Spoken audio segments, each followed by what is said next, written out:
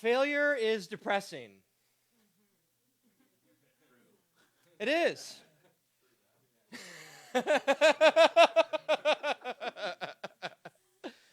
Failure is depressing. It is a real bummer when we fail. And when we go through failure or experience failure in our lives. Stanzi and I are plant parents. I'm doing it. Yes, I heard him. And I did it immediately. He cried and I was like, it's in here. Yeah, yes, it's like, it's Pavlovian. It's okay, baby. Maybe if he sees me working hard up here, he'll be like, that's enough. Stanzi and I have plants in our home with different... Wait, what happened over here? Who did this? It was you, wasn't it? It was. Hang on. I'm fixing this right now. This has to stop. Wait, what are we? Hope, joy, peace. It's love. We haven't lit this yet. How could you? How could you? We only have 3. No one's going to come next week if all 4 of them are lit. No one will be here.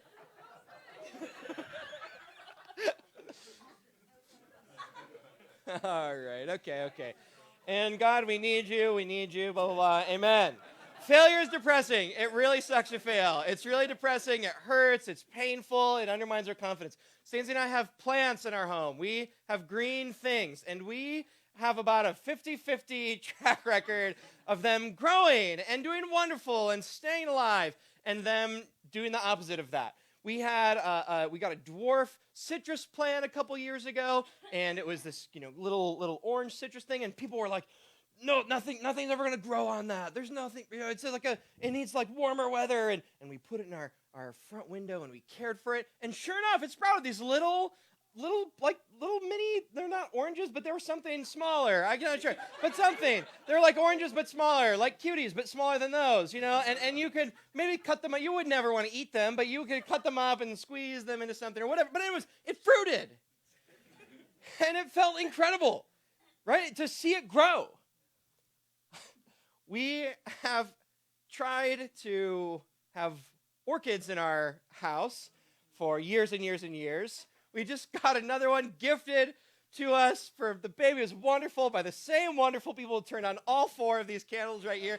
It was incredible. It's amazing. And when an orchid is in bloom, of course, it's just the most incredible plant to have in your home. But my God, they are difficult to keep alive. And generally, all orchids do to us is tell us little by little what a bad job we're doing at keeping it alive. And it gets grumpy, and one of the leaves starts to go, and it's a very difficult plant to keep alive. And I wonder, honestly, if you've ever had this and you've had a bunch of green things around your house, and you look around and go, all of the plants around my house are struggling. And it feels depressing to you. You're looking around going, they are all struggling or dying. And it feels, you're like, being around all this death, being around all this plant failure is actually, it's like eroding, like I need some plants that are growing, that are like, they're fruited, they're doing well. And it's interesting because, of course, God has put signs of the spiritual realm all over this physical world that we live in. And these plants, things like this that are either living and flourishing or decaying are signs of things that are happening in our own lives. And our lives are like this. We have things that we planted, things that we sowed, things that we potted, and we gave it water, and we put it in the right window, and we did all these things in our lives. Relationships we sowed into, jobs that we've worked at, a move that we did. We moved to a new place and thought, maybe I'll get a fresh start in a new geographical locale. All these things, we planted them, and then we looked at them, and they withered. And sometimes we get to places in our lives where we look around and all these things that we planted feel like they're not doing well. Like they haven't grown. And we're looking at them going, I did everything that I knew how to do to make this thing grow. I did everything that I knew how to do to make this flourish. I gave it the best soil. I gave it my best light. I gave it the best water. I did everything that I knew how to do to make this thing in my life grow. And not only did that thing not grow, but we look around and go, my life just seems to be marked by this withering of failure in my life. Why do our lives feel like they're so full of failures? Why do we look around so often in our lives and feel like these things that we planted and gave our best stuff, poured our best things into, that they've withered, they haven't grown? Is there any hope for us in our lives that we just, will experience something different than just the slow accumulation of failure upon failure for our entire lives? These are the questions we're going to be asking today. We're in the middle of a sermon series titled The Bright Valley. The life that we are living in, the world that we are living in, it's a valley. It's a dark place sometimes. And sometimes we feel like we are in some low, wandering place for a long period of time. And the valley can be a place of pain, of darkness, of loneliness. But in Advent, we remember that God has not left us alone in the valley. If we have to walk through valleys in our life, God has not left us alone. He's given us lights in the valley to light the way, to help us remember that we're not alone in the valley and that God sees us, and God wants our steps to be lit as we're walking through dark and difficult places in our lives. And in Advent, we remember 4 of these lights that light the valleys in our lives. And they are hope, peace, joy, and who knows what the 4th one is. It's love. It's love. Come back next week anyways. We'll light the love candle next week. I've titled this sermon, The Light of Joy. We're in the book of Isaiah today, Isaiah 35, verses 1 to 4. I'd encourage you to open up a Bible or a device and flip to the text so you can have the text open. There are Bibles back there right next to where Hannah's sitting. If you need a Bible, I'm sure she'd bring you one. You can have a Bible. If you don't have a Bible, you can keep one. You can keep one of those and take it home with you. Thank you, Hannah. Isaiah's in the middle of the Bible. If you flip it open to the middle, you'll probably open to a book that's called Isaiah or Jeremiah or Ezekiel, one of those big books in the middle of the Bible. And you want to be in Isaiah. If you're in Jeremiah or Ezekiel, flip left until you come to Isaiah. Again, we're in Isaiah chapter 35, verses 1 to 4. I'll read the text aloud. The wilderness and the dry land shall be glad. The desert shall rejoice and blossom like the crocus. It shall blossom abundantly and rejoice with joy and singing. The glory of Lebanon shall be given to it, the majesty of Carmel and Sharon. They shall see the glory of the Lord, the majesty of our God. Strengthen the weak hands and make firm the feeble knees. Say to those who have an anxious heart, be strong, fear not. Behold, your God will come with vengeance. With the recompense of God, he will come and save you. We feel like a failure. You feel like a failure. You do. We all do. We all feel like a failure in this time. And it's interesting because if you really map it out in your head, you feel like I shouldn't feel like as much of a failure as I do. Because when we look at our lives, we look at them and go, I actually have accomplished some things that seem like they're meaningful. Like if you have lived in New York for any period of time, you've accomplished something meaningful. You've lived and succeeded in a very difficult place to live, an extreme environment, but you've lived and made a life here. And you should be getting something from that makes you feel good about yourself, that makes you feel like you have some self-confidence, but it just feels like it leaks somehow. And all sorts of things in our life are like this. We have people in this room who, by the standards of this world, have accomplished some wonderful, significant things, and yet all of us here in this room, myself included, struggle all the time with feeling like a failure, with feeling like nothing that I do is ever good enough, feeling like all my accomplishments it doesn't matter what they are. As soon as I struggle with one thing or fail at one thing, the whole thing feels like it's falling apart. We're all sitting under this burden of feeling like we failed and like our lives are not amounting to the things that they were supposed to amount to. I know that people in this room, in this place, in this time, feel that way. And deep down, we're all going out in the world and we're all putting on our best outward projection of ourselves. We're all walking around showing everyone our latest credentials of what we did. But all of that is really just slow bulwarks against this rushing tide of feeling like we failed and like our lives haven't amounted to what they were supposed to amount to. We all feel this way in this time.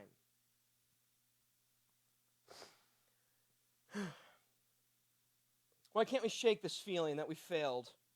The text today, Isaiah 35, verse 1, speaks about a wilderness and a desert place. Verse 35 says, the wilderness and the dry land. And then again, later in verse 1, the desert. We're talking about a land that is dry and wilderness and desert. Here's a photo of the Judean wilderness.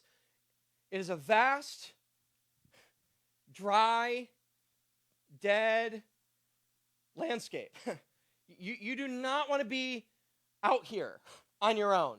You maybe like drive by in your air-conditioned car or whatever, and are like, wow, the wilderness. And I mean, when you look at it, it's cool, right? It looks like, waves of these rolling sand, and you look at it, and there's maybe a kind of an awe that comes when you just see it. But if we were to just remove ourselves from like the comforts of the modern world and the way that we're able to dip into a landscape like this and then walk out, right? In any other time, you would not want to be caught dead here, because you would be dead here. Like, this is a bad place for you to end up. And this is just geographically. Like, there were some people who found a way to make a life out here, and they often were like robbers and bandits. So like, you also don't want to be out there because you're going to get mugged and all your stuff is going to get stolen, right? But just looking at that, I mean, this is a harsh, crushing landscape that in itself, in the way that it's built, it doesn't allow for anything, any living thing to bloom or blossom. The wilderness is a land that doesn't produce anything. It issues forth into nothing. And the wilderness, in the Old Testament prophets, when God was trying to call his people back to faithfulness in him and to righteousness in their actions, he would tell them that if they didn't turn back to him, one of the consequences of that action is that their land would become a wilderness. Right? The wilderness isn't just a sign of a landscape that is in itself not just, it's built to not produce anything. It's a sign of the way that something that previously was good can become something that's barren and dead and unproductive. So for example, in Jeremiah chapter 9, verse 11, Jeremiah is prophesying. It's the words of God to Jerusalem, and he says, I will make Jerusalem a heap of ruins, a lair of jackals. And I will make the cities of Judah a desolation without inhabitants. And this line, a lair of jackals, is to talk about like desert wilderness creatures that will begin to inhabit the area. It'll become a total waste in a wilderness because, God, in God's initial creation of the world, like if we go back to the beginning of the Bible, to Genesis 1 and 2, God created a garden, which is like a productive land, a cultivated land, a land that issues forth into good and green and growing things. And yet somehow, as the result of the fall, as the result of spiritual brokenness between humans and God, this new kind of terrain comes up called a wilderness. And when something goes, like the prophet Jeremiah is saying here, from having been a good, green, growing, productive thing into a wilderness, it's a particular kind of loss and pain. This physical terrain, then, wilderness, as a physical terrain, is a sign of the spiritual experience of failure.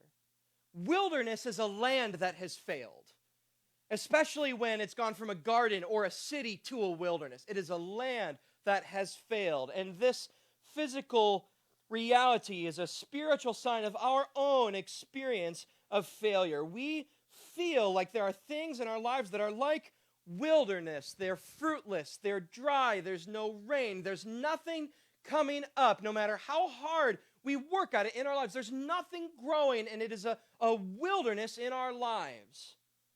A land that has failed. It's a sign of things in our lives that feel like they have failed. The wilderness is hostile to life, and it kills living things. And your feeling of failure in your life is killing you. It's actually killing you. It's sucking your life force. It's draining your vitality. It's leading you to a slow spiritual death. The wilderness kills living things, and our experience of our spiritual wildernesses, our failures in our lives, are actually killing us. The stakes here are very high. It's not just like some feeling that we have that is like an annoyance. It's a spiritual disease that we sit under that is killing us and robbing us of our life. You are laboring in a wilderness in this world, in a land that doesn't bloom, and so often in a land that isn't built to bloom. This world is a spiritual wilderness in that it withholds fruitfulness from your life. It makes fruitfulness very difficult to come by, and sometimes when you get fruitfulness, it comes along and it steals it from you, and it takes it from you. This world is a spiritual wilderness. And we have experienced in our own lives various forms over and over again of the wilderness that is this world in our lives. We studied for something, but didn't get gainful employment in the field that we studied in. We worked hard, and somebody else got recognized and promoted because they knew the right person, not because they put in the work. Somebody else got the recognition that your work deserved. We overcame something difficult, maybe something really personally difficult, that actually was a huge challenge, a huge pain, a huge loss. But because it was so personal, no one else could see or understand. And so no one gave you the encouragement or the praise that was due to your overcoming because no one got it. No one understood. We poured ourselves into initiatives that didn't work. We sowed into relationships that didn't give back. This world is a spiritual wilderness that robs fruitfulness from your life. Our world is built to make you feel this way, and so you feel this way all the time, regardless of whether or not you've actually acted in a way that should make you feel that way. I have a friend, she's married, she has a couple kids, she works for an internationally known organization. If I were to say the name, you'd know the organization she works for. Right, has a number of things in her life that look like the sorts of fruitfulness that people are often searching for in your life. And yet a couple years ago, we were talking, and all of a sudden she said, I'm at a place in my life where I feel like all these things in my life that I've sowed into have come up empty. How is it that someone who objectively has certain things in their life that should be making them feel like my life has issued forth into something meaningful is still sitting under a feeling that their life hasn't birthed anything, that their life hasn't issued forth into anything?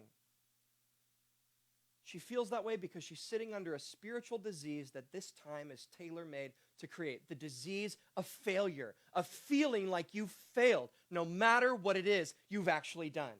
Of feeling like you're never enough, like your accomplishments don't matter, and that they're never going to add up into something that makes your life matter. This is what our world does to us. It makes it incredibly difficult to be fruitful, and then it judges us incredibly harshly when we are fruitful. So it makes it feel like the things that we've accomplished don't even really matter because they're just sitting under such a harsh standard of judgment. And in this way, our world robs doubly your sense and your feeling of having been fruitful in your life. And this makes us feel lost. It makes us feel down. It makes us feel small. It makes us feel beaten up and insecure and depressed because our world is built to rob you of fruitfulness and make you feel like you failed. But God, the God of the Bible, is a God who sees. And the God of the Bible is a God who sympathizes. And the God of the Bible is a God who saves.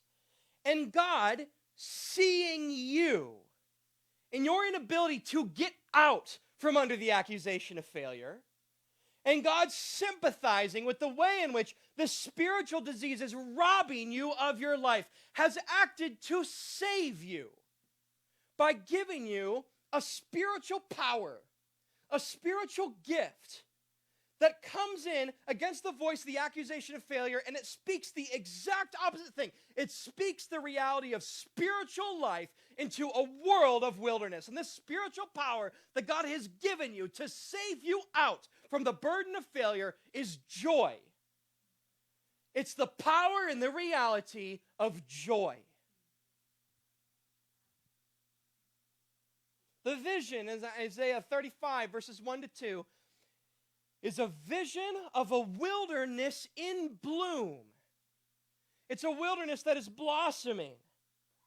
The wilderness and the dry land shall be glad, they'll rejoice. They'll blossom like the crocus. It will blossom abundantly. It will, in verse 2, the glory of Lebanon shall be given to the majesty of Carmel and Sharon. Lebanon, Carmel, Sharon, these are different geographical regions in the Holy Land that are majestic, green, lush regions. It's saying that the wilderness will have the blossoming and the geographical glory of these other incredible regions. The vision here is of a wilderness that will blossom and become beautiful. And this physical blossoming in a wilderness is, again, a physical sign of a spiritual reality that's in the text, right? Because the text doesn't just say the wilderness will bloom and blossom. It says the wilderness will be glad. It will rejoice. The wilderness will rejoice with joy and singing. Because physical blooming and physical blossoming is a sign of spiritual blossoming that issues forth into joy. The reality here, the sign here that's pictured, is of a world that is blossoming with joy. It's in bloom with joy. Joy is the spiritual reality of a life that is blooming. It's not just a feeling. It's not just being happy. It's not just manufacturing some emotional response. It is an external spiritual reality of fullness, of knowing that something has issued forth into more, and the joy that comes from knowing that my life is doing that. Joy is the antidote to the curse and the disease of having failed, of feeling like we failed. We need joy because it means that something in our life is blossoming. We need joy with friends, not just happiness, but joy with friends, because it means that our relational efforts are blooming into something that is relationally significant. We need joy with work, not just happiness, not just enjoyment, but joy in our work. The joy that comes from feeling like my work has issued forth into something. We need joy in all these aspects of our lives because it is the antidote of the wilderness of the world that makes you feel like you failed. And when failure robs your courage and your self-confidence, the experience of joy makes you stand up again and feel strong. And when failure makes you feel small and lost and like there's nothing more coming in your life, the reality of joy comes and it clicks your mind into another place and says, oh my God, more is coming. There is more than what I can imagine. There's more than what I can see. There is more than what those people or that thing is speaking over me. Joy comes along and says, wake up. There's more coming in your life. Joy, the experience and the reality of joy, is the antidote to feeling like we've failed. Now, it would be cheap and easy to say to you, so just have more joy. Just have more joy, and the accusations of failure will go away. You know, this world is really good at making joy very difficult to come by. This world is very good at making it very hard to be joyful, because the number one way that this world sort of says you're allowed to be joyful is by succeeding at something, and succeeding at it according to the high impossible bar of the world's standards that no one is actually jumping over, but there are few people at the top who have enough money and enough social prestige to pretend like they're jumping over it. But for all the rest of us, we know that we're not jumping over that bar over and over again. And so the world says, well, you don't get to have joy unless you get these things over here, unless you succeed at these, unless you get that right over here. And so the world is doing this incredibly challenging thing where it says, we're making you feel awful about yourself. You feel like you failed over and over again. But like the one thing that would make you feel better, this gift of God that would speak against that, we're going to make that very hard to come by as well. Because you can only get it once you get all this other stuff right in your life. And that's the place that we so often live in. And people come along to us and they like tell us all the best little tips and tricks for how to think better about ourselves and how to have a better self-talk or whatever. And all the things that add up to just, here are more things for you to do, to try to get that right as well. And then you'll have joy. And then you won't feel like a failure. And the list just gets longer and longer and longer and longer and longer. This is the situation that we're in the wilderness of this world. You feel like a failure. The state of feeling that you failed is a spiritual disease that's thrust upon you by a world that is built to make you feel that way, and it is killing you. It is robbing you of fullness in your life. The reality of joy is an antidote to this feeling, but the world makes joy incredibly difficult to come by, and the paths to joy offered by the world are incredibly difficult, incredibly narrow, and incredibly fraught, and they almost always come with strings attached. We need a source of joy that is not contingent on the things that we are succeeding or failing in this life, and that source of joy is offered to us by God. God offers to you a source of joy that is not contingent on your successes or your failures. And it is a source of joy that comes from believing in God, from faith in God, that God will pay back things that have been taken from you in your life. God offers you joy, unlimited, boundless, free access to joy, to real joy that would give you courage in your life and confidence in your life and life-giving talk in your life. He offers it to you by believing that when he comes, he will come with recompense and pay back the things that have been taken from you in this life. That would turn all of your experiences in this life from experiences of failure into experiences of fruitfulness, because God will come and turn all of our failures into fruitfulness. That is where joy comes from in our life. Isaiah 35, verses 1 to 4, or verse 4. Behold, your God will come with vengeance, with the recompense of God. He will come and save you. The prophet says, the wilderness will bloom and turn into joy, because when God comes, he will come as a God who pays you back for all the stuff that was taken from you. And he's going to come in two ways. With vengeance, which is a kind of paying you back specifically when evil has been done to you. He will come with vengeance. And he will come with recompense. The economic paying back of things that you've lost or that have been taken from you, or things that you planted that should have grown but didn't. The prophet says God will come, and when he comes, he will pay these things back. And that is where our joy comes from. When we know that, when we believe that, there are no experiences of failure in our life. There are just places where we believe God will turn failure into fruitfulness.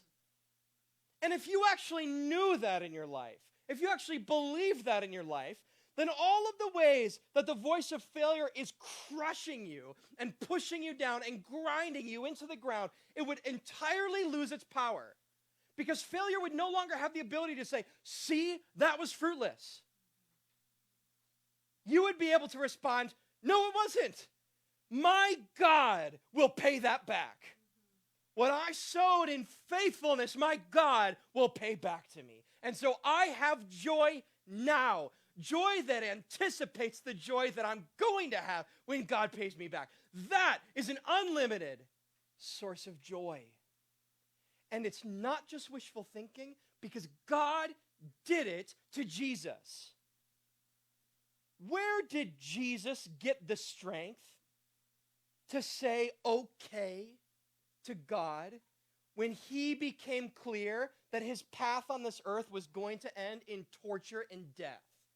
Where did he get the strength to say yes to that? Where did he not just get the strength, but the courage to tell other people that this wasn't just a loss, it was a good thing, and that they should mirror him by being willing to walk the same path in their lives? Where did he get the strength from that? Jesus believed that anything that he sowed in faithfulness to the Father would be paid back to him with the God who would come with recompense.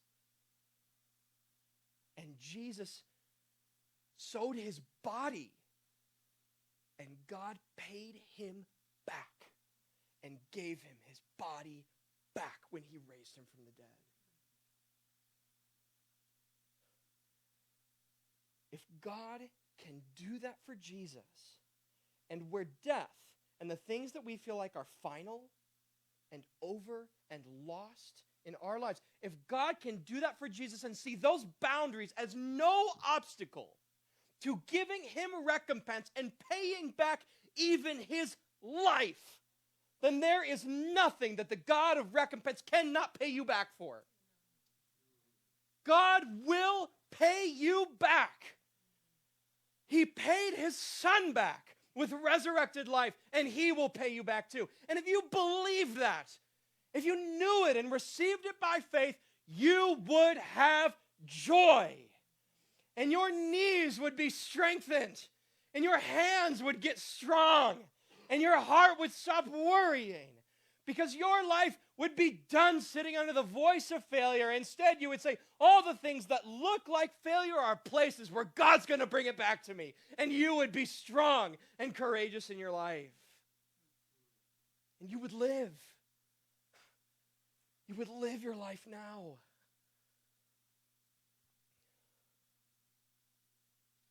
God has turned failure into fruitfulness at the cross of Jesus Christ. And if he can do it for Jesus, he can and he will do it for you. But you have to receive this. There's a final twist here, right at the end. Wow, all the good news, incredible, amazing. But this is the challenge. The world has gotten into you so deep. The world's picture of how you get to be joyful and how you get to have joy and how you get to God help you finally start feeling good about yourself has gotten into you so deep that you don't want to let it go. You are so desperate to earn your joy and to earn my feeling good about yourself that you want to say, you've got all this good news about where this joy can come from, but really at the end of the day, your spirit in its fundamental heart orientation is still saying, I'll maybe keep that on the back burner, but I am going to jump over that bar. No one else is able to, but I'm the one who's able to. I will. In my work, in my relationships, my parenting, I will jump over the bar. And you have got to let that go. The last obstacle, when the last word is said, the last obstacle to you being joyful is you. You're the last obstacle. I'm the last obstacle, because we will not turn and let go of the way that we've been living. This is why Jesus always says, repent and believe, because we have got to turn away from the way that we're currently getting joy. And the amazing thing is, really, honestly, the amazing thing is that when you, in your heart, in the fundamental orientation of your spirit, say, God, I'm done trying to get out from under feeling like a failure. I'm done trying to manufacture my joy. I'm done doing all that stuff to try to jump over that bar, and I'm going to receive joy from my belief that you will pay me back for everything that I've sown in faithfulness. When you do that, actually, truly, with no strings attached, with no little sum on the side that you've held on to, when you truly repent and believe God for where his joy comes from, God gives you joy back in those specific things of your life. God gives it back to you. It's not that you'll never experience, it's not that it's bad to experience joy and success in your work or in a relationship.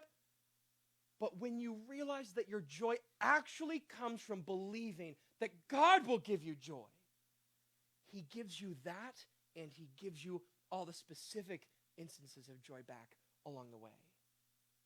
But you've got to turn around. You've got to let go of the way that you've been previously trying to manufacture joy in your life. We have to believe God, that God will pay me back. When he comes, he will come with recompense. And so I can have joy now. We feel like failures. You feel like a failure. I feel like a failure. We're sitting all the time under this burden of feeling like we failed. And this feeling is killing us. It's sapping our vitality. It's robbing us of confidence. And no matter how much we accomplish and no matter how much we do, we can't seem to get out from under this feeling. And this poison is ruining our lives. It's rotting our relationships. It's harming us. And the world has no answer for it. But God has given you a source of joy that is freely accessed, that is unlimited, that will never run out, and that you can know it will be vindicated because God used it to vindicate Jesus. It's the joy that comes from believing that God will pay you back. You should believe that today. Especially in the things in your life where you feel the most hurt, the most loss, the most pain, and when you're trying to deal with it by jumping over some bar, you should believe God will pay me back in this thing. And God will turn that from a place of feeling like you've failed in your life into a feeling of fruitfulness, where God will turn this into something fruitful in my life. Amen.